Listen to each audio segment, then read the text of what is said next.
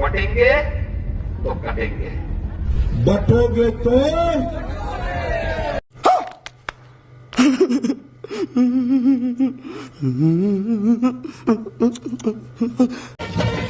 मालिक, बस बहुत हो गया।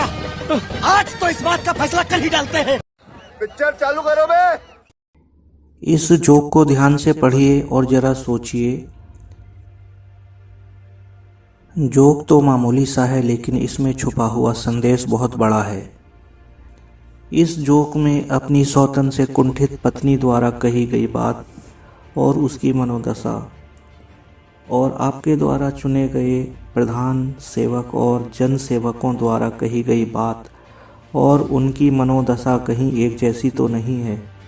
अगर एक जैसी है तो कांग्रेस और अन्य विपक्षी पार्टियां जनता को सरल और सामान्य शब्दों में दी जा रही इस धमकी का पर्दाफाश क्यों नहीं कर पा रही हैं। अफसोस है इनकी राजनीतिक समझ और जनता के प्रति इनकी वफादारी पर।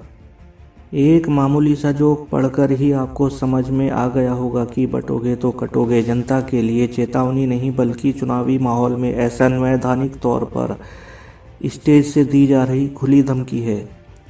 जैसे पत्नी अपने पति को धमकाती है कि किसी दूसरी औरत से अपना प्यार बांटोगे तो कटोगे, ठीक उसी तरह जनता को धमकी दी जा रही है कि एकजुट होकर बीजेपी को वोट न देकर अन्य दलों में बटोगे तो कटोगे।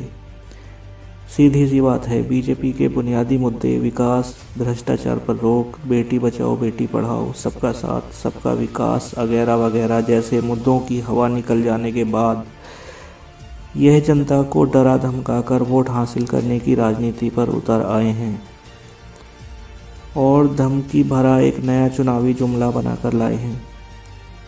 एक है तो सेफ है, बटेंगे तो कटेंगे, बटोगे तो एक हैं तो सेफ हैं, बटोगे तो कटोगे। जी हाँ, सही सुना आपने।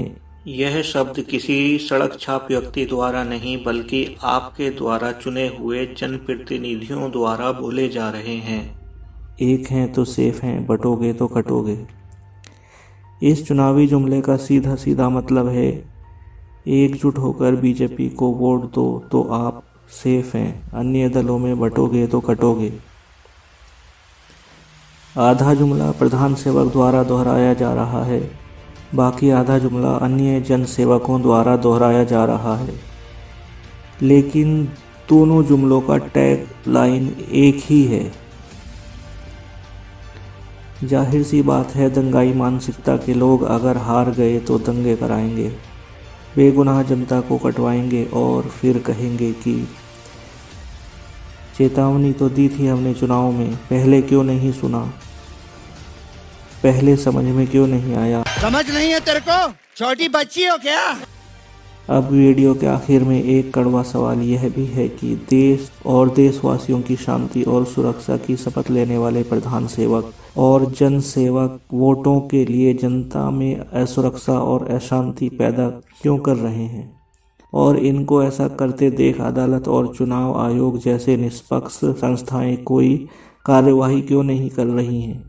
क्या ये संस्थाएं निष्पक्ष और जीवित हैं भी या नहीं।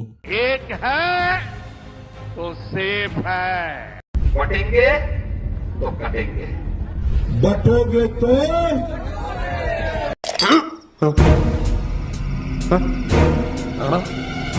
साले का खोपड़ी तोड़ साले का। अगर वीडियो पसंद आए तो इस QR कोड का प्रयोग करके हमारी हौसला अफजाई अवश्य करें। धन्यवाद।